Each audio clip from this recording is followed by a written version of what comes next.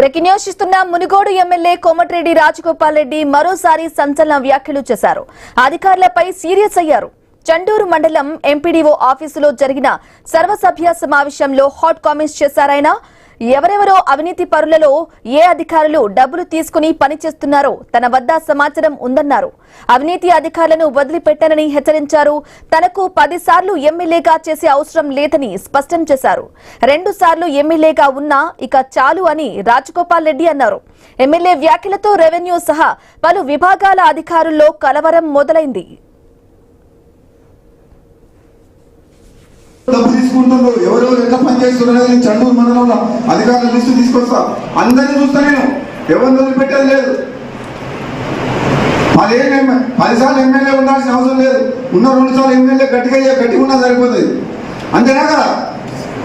ఎందుకంటే 8 సార్లు ఎమ్మెల్యే 9 సార్లు ఎమ్మెల్యే అనేటోళ్ళు నాకు అంత ఓపిక లేదు. నేను ఉన్నటోళ్ళు గట్టిగా పని చేస్తా, నిజాయితీగా పని చేస్తా, నిజాయితీగా పని చేపిస్తా కూడా.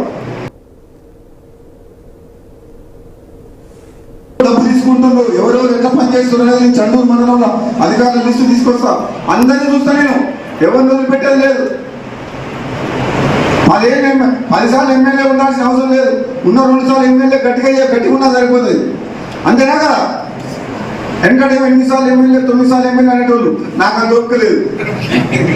నేను ఉన్నటోళ్ళు గట్టిగా పని చేస్తా, నిజాయితీగా పని చేస్తా, నిజాయితీ